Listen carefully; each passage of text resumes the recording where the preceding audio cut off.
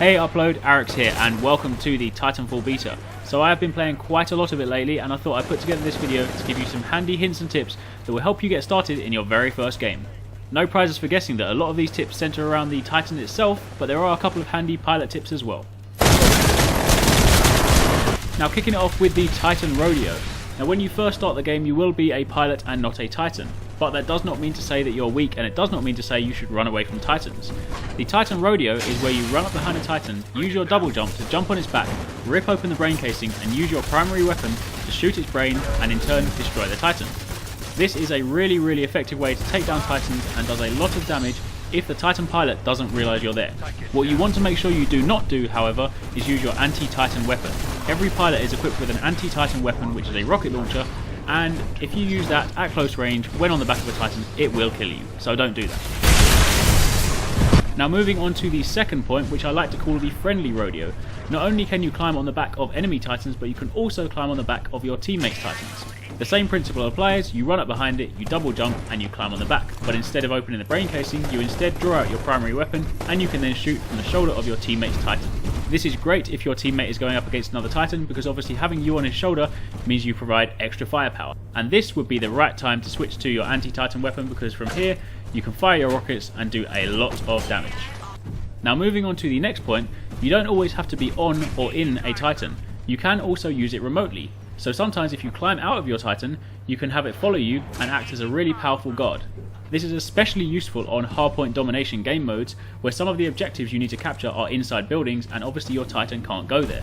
So what you then do is you climb out of your Titan, jump in the building and have it patrol around outside on remote, and then it can act as your own personal bodyguard. You can also press down on the D-pad to switch it from follow mode to guard mode if you wanted to stay in one specific location. Now moving on to Titan combat.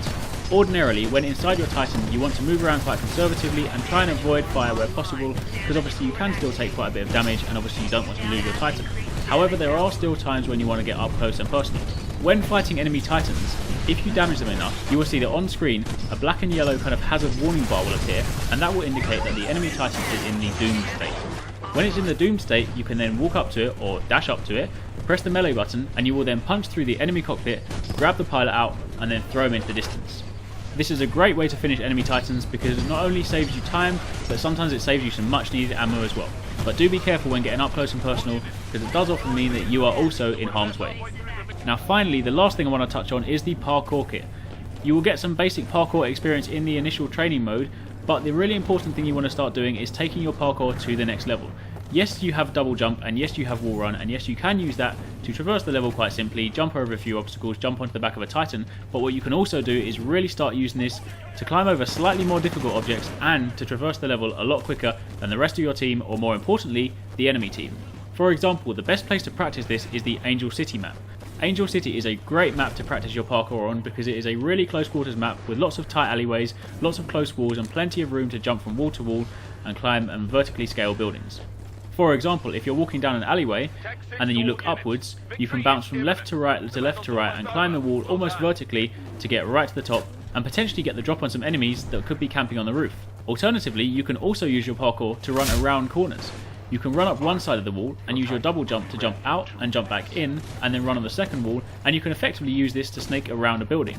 The most important thing with parkour is that you need to experiment. Jump into Angel City, run around for a bit, test it out and find out what works for you, but just realise there is a lot more to it than just simple double jump and wall run.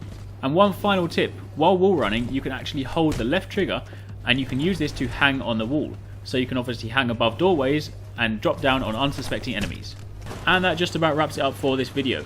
Hopefully you found it helpful, and more importantly, hopefully you learned something new.